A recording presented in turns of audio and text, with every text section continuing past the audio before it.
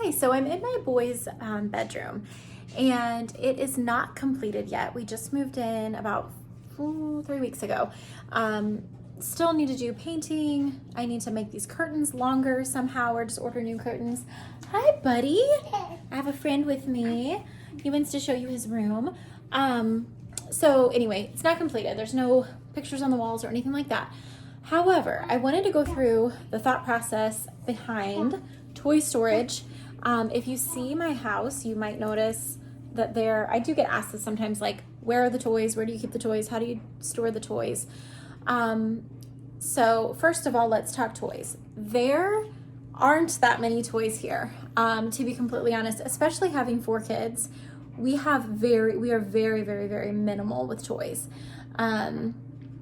Not always easy when you have very generous grandparents who love to buy for your kids, and we do, and we welcome those gifts. But because we do get gifted a lot of toys and have grandparents that like love to spoil our kids, we really don't buy any toys ever, ever. Even like last year for Christmas, we really just wanted to give the kids experiences and things like that. So we try to give them experience type gifts, concert tickets or tickets to like a play or even movies or going to like a theme park or something like that. That's usually what we try to do, or like one big ticket electronic item if that applies. So anyway, first step in all of this was when I started staying at home 2 years ago. I just went through everything, like literally in my house. I touched everything. Foster wants his door shut. What's wrong, Bubba? Here, let's take this down. And he doesn't like this basketball thing. And I got rid of so much stuff. Everything from clothing to toys, to books, to just you name it. I got rid of it. Houseware stuff that just wasn't serving a purpose or that we had multiples of, or I could go on and on and on and on and on about simplifying. Like, the best way to organize is just to get rid of it. Like if they're not playing with it, if it's not like bringing them joy anymore, not to get all Marie Kondo and talk about sparking joy, but truly, if it's detracting from your life and taking away, get rid of it. Then the next step was I needed to really just figure out in what ways do they play. So there are times when I'm cool with them we do allow them to have like little Nerf guns and stuff. And that is, some people are against guns. I will tell you that we do have some Nerf guns here and some water guns. There are times when I'm totally fine with them being loud and playing with the guns or playing with noisy toys. We don't have many noisy toys. And we also don't have many toys that dictate play and really kind of already have a script written for how they should play with the toy. We try to give them toys that will help them just use their imagination, and they can play with them sort of like in a Montessori way. He's pulling all of his balls out of that didn't sound good. He's getting all of his toy balls and throwing them on the floor. Anyway, so we try to stick with that sort of play. It's not like my kids are just playing with, beans all day and making, wooden rope necklaces or something. I don't know. They play with normal stuff and they do normal kid things. But if I can help it, I try not to get a toy that's going to have only one way to be played with, if that makes sense. So let's get to where we store the toys and in what is like the method to the madness with the toys. All right, so here is the boys' bedroom. As you can see, they're sharing a bedroom. This isn't ideal.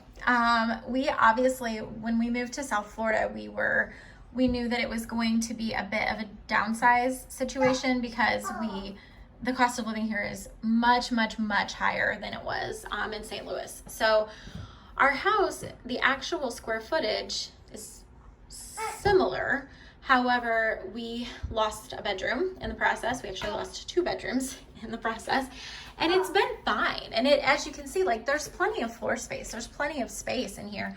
And I really think that it's probably not child abuse to make 2 little boys share a bedroom. Okay.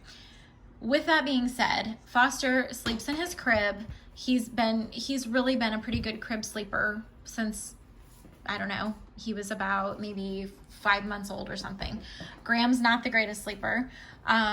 Sometimes he honestly will sleep with his sisters in their room. So we have 3 in one room, but that's a whole other story. He just likes to snuggle. So this bunk bed is not getting all that much usage at this point in time. That's why we have it turned around anyway, so that the entrance is on that side, because nobody really goes up top. And typically I don't have a basketball hoop up there, but Foster wanted it down, so we did that. Okay, so we have no toys visible, really, with the exception of these balls that he just pulled out. Under the bed storage has honestly been the best thing that we have done. So I'm going to show you what's under Foster's crib here. These bins that I will show you are from IKEA. They're super cheap. I mean, I think they're like $8 or $9, if that. And they are absolutely perfect for under the bed, unless you have a really, really low to the ground bed, or under a baby crib. So the way that I'm gonna just kind of prop this up really quickly. So the way that I try to think about toys is, what kind of play are we doing? Am I going to play with them? Am I going to help them? So here's the bins. I love them. He's like, yay, we're gonna get our toys out.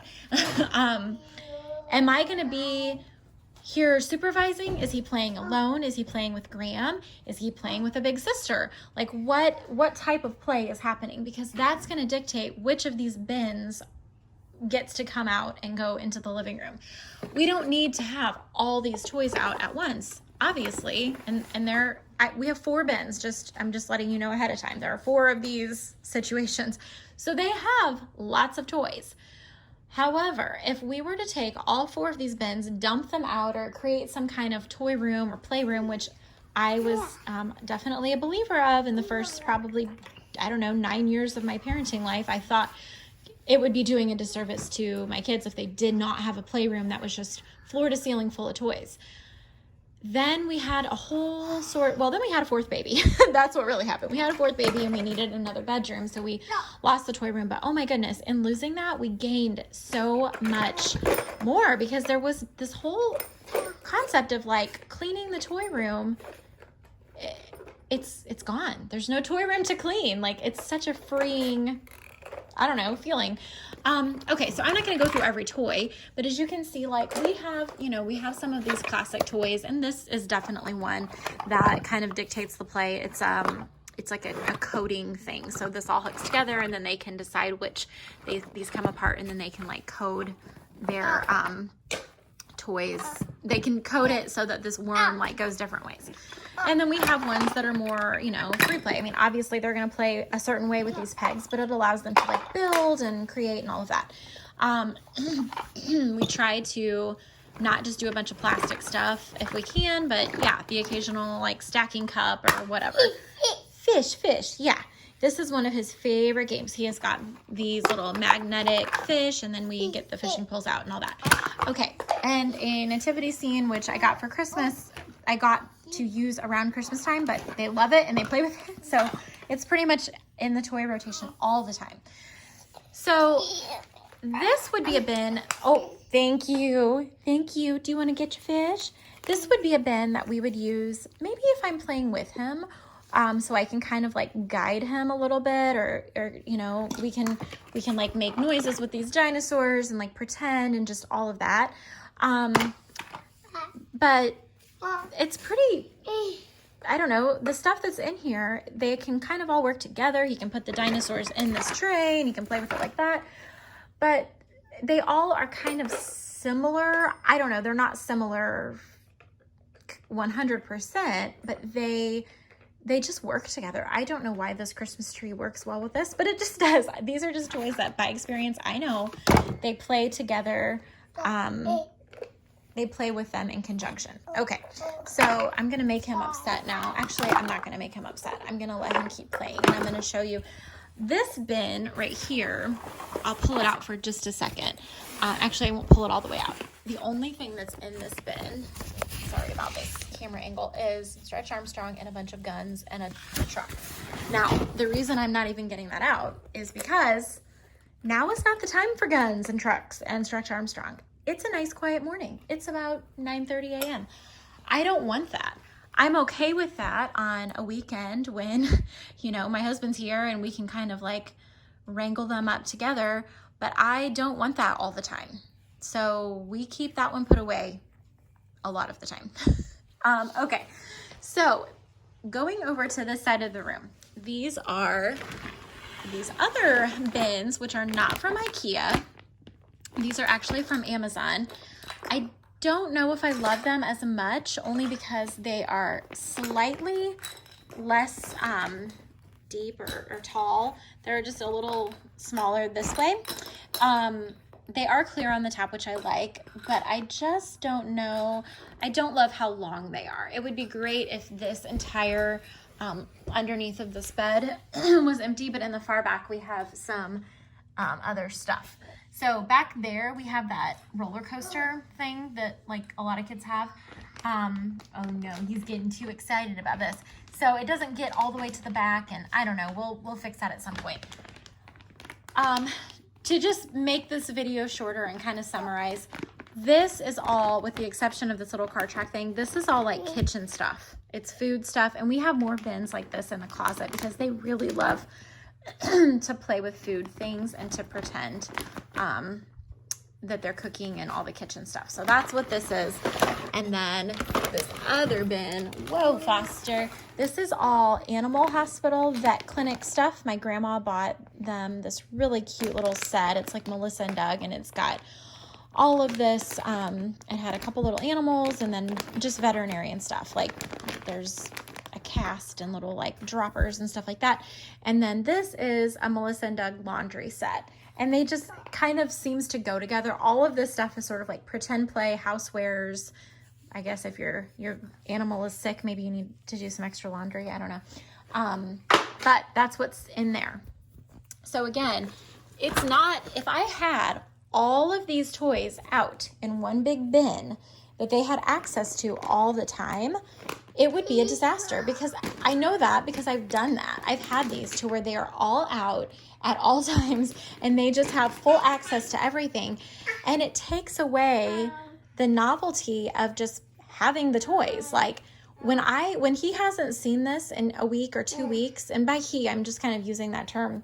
I mean, Foster, Graham, even the girls, they don't really play with these toys anymore, but when they haven't seen the toys and it hasn't been just in their face every single day, and then I pull this out, we get some really solid, we get some really solid playtime where they're really entertained by this and they want to play with this like vet clinic thing, and like they'll really pretend like they're doing the laundry. It's not just another thing that they see and they've looked at and has just been up on a shelf or in a toy bin with all the pieces missing.